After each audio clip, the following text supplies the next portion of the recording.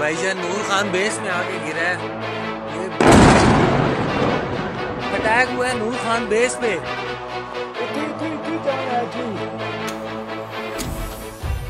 वो 24 घंटे जब पाकिस्तान के 11 एयरबेसेस एक के बाद एक ध्वस्त हो गए। इंडियन एयरफोर्स के पावरफुल रिस्पांस ने पूरे इस्लामाबाद को हिला दिया। एक ही ऑपरेशन जो दुनिया के लिए एक संदेश बन गया, India can strike any time, anywhere, any how. In 11 airbases को एयरफोर्स ने पिन पॉइंट एक्यूरेसी के साथ और पाकिस्तान के एयर डिफेंस सिस्टम की नज़रों के सामने टारगेट किया। 9 से 10 मई की रात पाकिस्तान की साइड से रेलेंटलेस ड्रोन अटैक के बाद ये भारत का सीधा रिस्पॉन्स था। जैसा कि director general of air operations air marshal A K. Bharti sir ने प्रेस कॉन्फ्रेंस में कहा कि एक मैसेज देना आवश्यक हो गया था after the large scale drone attack by Pakistan, जिनमें पाकिस्तान ने हमारे सिविलियन इंफ्रास्ट्रक्चर, मिलिट्री इंस्टॉलेशंस को टारगेट करने की कोशिश की।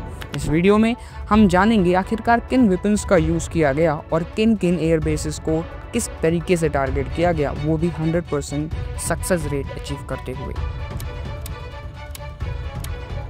पाकिस्तान के सारे attempts to inflict harm on our civilians were थ्वार्टेड।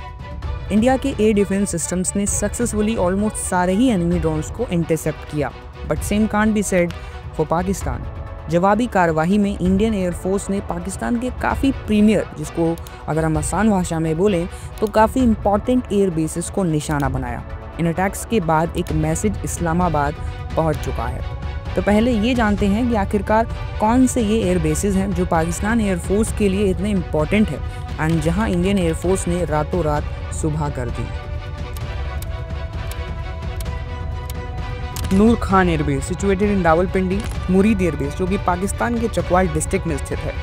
राफीकी airbase जो शोरकोट पंजाब प्रोविंस ऑफ पाकिस्तान में सिचुएटेड है। चकलाला एयरबेस ये चकलाला में स्थित है, again in the Punjab province. Rahim Yar Khan south Punjab Pakistan. Sukkur airbase Sindh. Chunian airbase Kasur district. Sargodha airbase in Sargodha और भोलारी एयरबेस जो कि कराची में है। अब ये समझते हैं कि इन एयरबेसेस को आखिर निशाना बनाया कैसे इंडियन एयरफोर्स ने। उसके लिए हमें पहले ये समझना होगा कि कौन सी वेपन्स का इस्तेमाल किया गया इन स्ट्राइक्स में। अब तक की रिपोर्ट्स की माने तो इस लार्ज स्केल अटैक में इंडियन एयरफोर्स ने ब्रह्मोस मिसाइल का यूज़ किया। In total 15 BrahMos missile fire की गई ऑन 11 डिफरेंट एयरबेसेस एंड सबसे शानदार बात, each and every missile successfully hit their targets and Pakistan was unable to stop any of them. इस ऑपरेशन के बाद ब्रह्मोस की लोकप्रियता बढ़ गई है इन इंटरनेशनल कम्युनिटी एंड अब काफ़ी देश इस मिसाइल में इंटरेस्ट दिखा रहे हैं। तो ये मिसाइल स्ट्राइक्स एग्जीक्यूट कैसे की गई?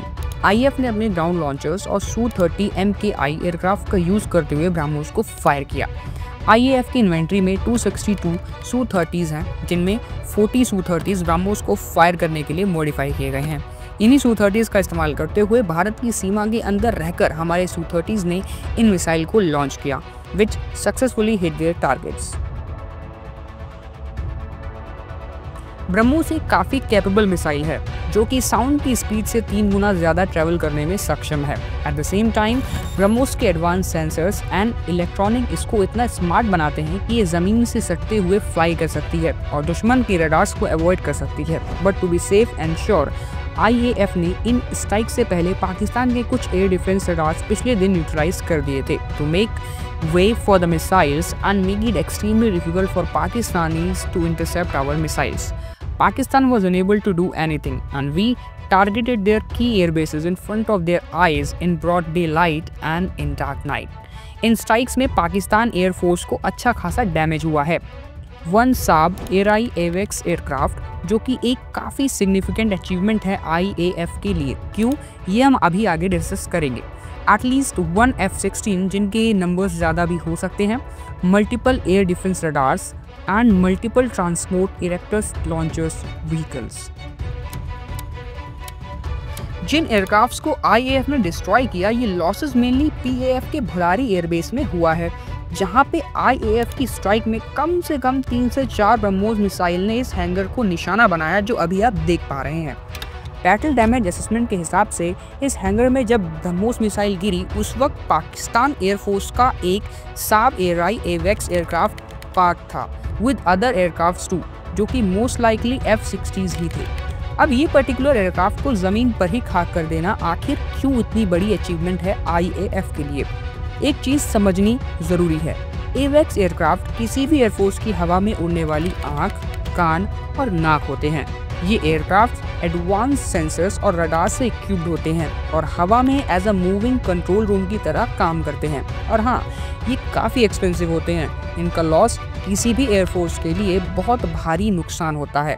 आप एक बार को फाइटर जेट्स रिप्लेस कर सकते हैं, बट एक एवेक्स को रिप्लेस करना इज़ नॉट सो ईजी। अब आपने ये तो जान लिया होगा कि PAF का क्या नुकसान हुआ और वो क्यों इतना सिग्निफिकेंट है IAF और हमारे पूरे देश के लिए। That's why we should not forget to appreciate Indian Air Force.